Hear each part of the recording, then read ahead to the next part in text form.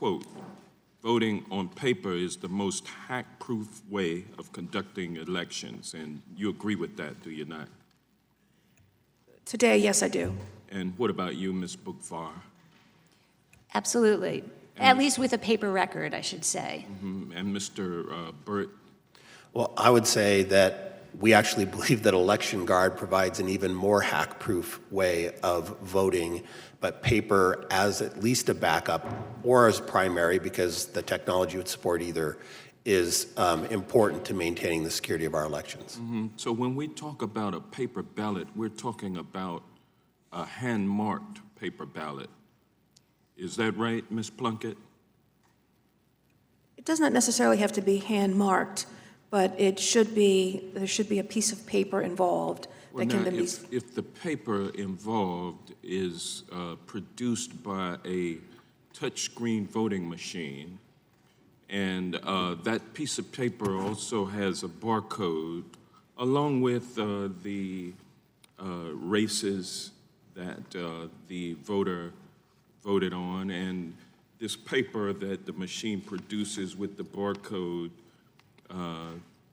is given to the voter, who can then check it, make sure that it reflects accurately what choices were made by that voter, and then that piece of paper is then scanned into a counting machine,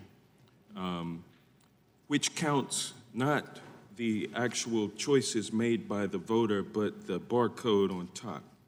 That's the kind of paper ballot that you're talking about? So I don't know about the barcode piece. So I think I can answer that. So for example, and that's where audits come in, right? So for example, we're developing a process in Pennsylvania where... I guess the question that I'm asking, if it's the barcode that is counted and not the box that is identified as the one that was checked by the voter, how does the voter know that the barcode, which is counted, actually reflects the choices that the voter made? Or does the voter just simply have to depend on the barcode to accurately reflect? How can we get around that if we're counting the barcode and not counting the hand-marked paper ballot? So most systems, whether they're hand-marked paper ballot or ballot marking devices, use some form of mark for the tabulation process, whether it's a barcode, a QR code, or timing marks, which some of the hand-marked paper ballots use. So there's basically triggers into the tabular, and then the audit... But then you're able to actually count the hand-marked ballot by hand. Exactly. That's what the audit or a recount would do, would look at the plain text language on the, and it can compare. Did the tabulation numbers compare? Yes, with the hand. The hand-marked ballot is the way that produces an auditable trail, but the ballot that is counted by the barcode and is not hand-filled out is just simply a further extension of the mechanics of the computerized voting.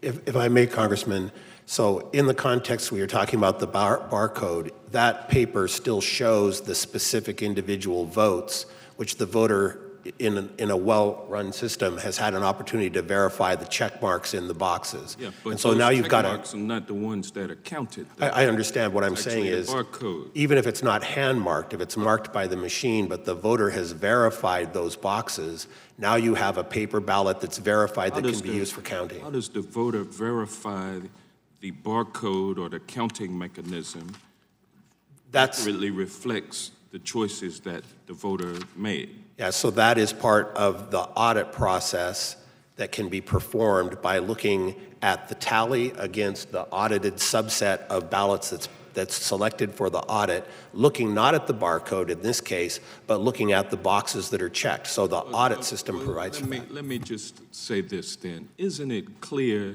that a hand-marked paper ballot that is then fed into a counting machine, which counts that tally along with the other voters, And then at the end of the voting process, if there is a recount, then you can actually count the paper ballot, the hand-marked paper ballot by hand, and compare that to the tally that was produced by the counting machine.